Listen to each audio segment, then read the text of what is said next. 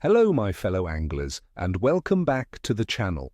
It's your fishing buddy here, ready to dive into the bite forecast for a truly exciting day, January 29th, 2026.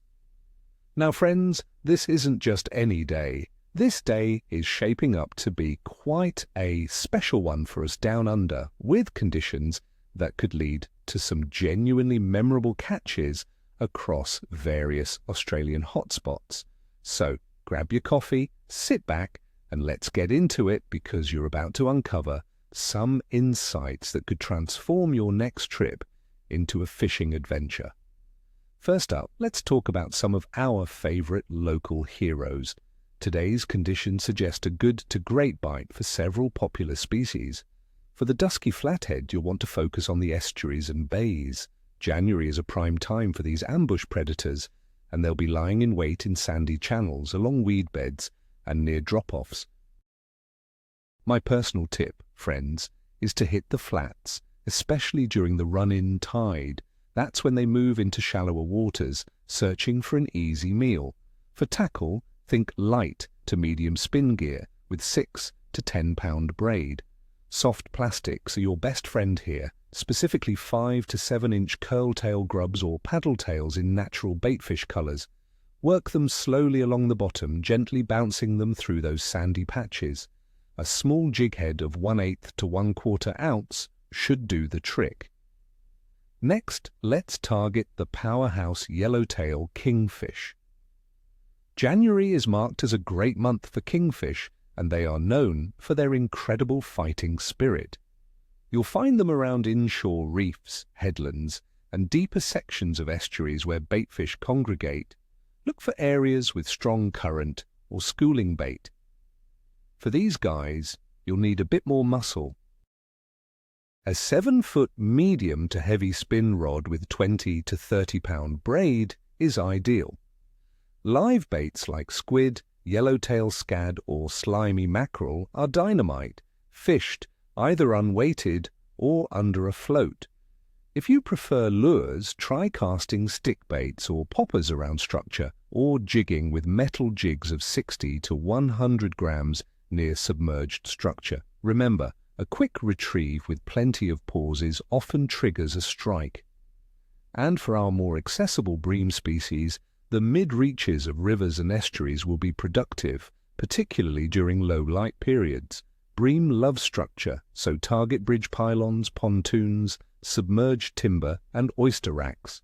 For these cunning feeders, a light estuary setup is perfect. A 7-foot light spin rod with 2 to 6 pound monofilament or braid.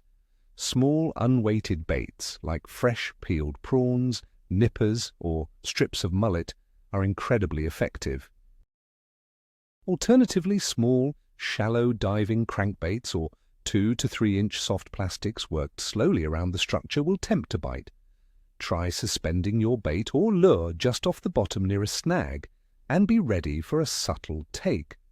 Now let's dive into the conditions that make today's forecast what it is. For January 29th, 2026, in Australia, we're looking at a generally favourable picture.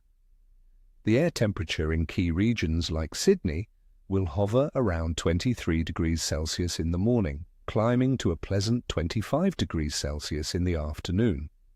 This warm, consistent temperature keeps fish active and feeding.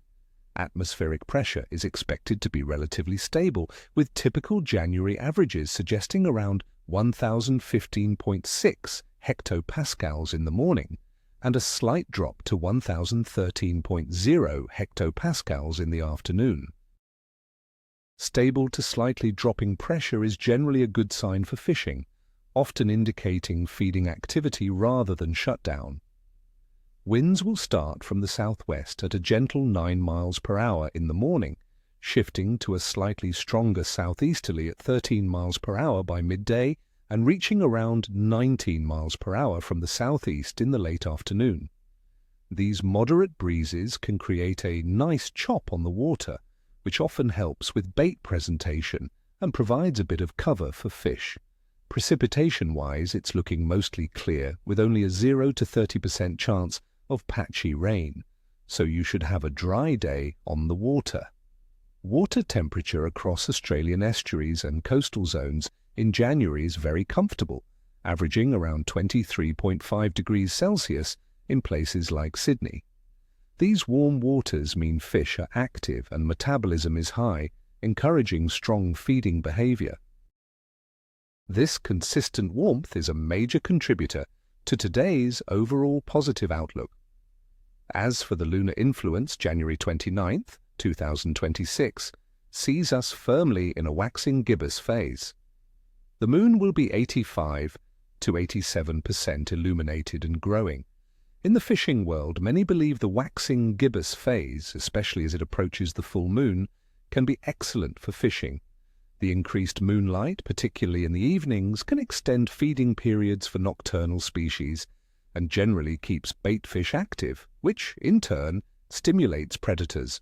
Considering all these factors, the warm and stable air temperatures, mild wind, comfortable water temperatures, and the fish-friendly waxing gibbous moon, my overall assessment for the 29th of January, 2026, is a good to very good bite.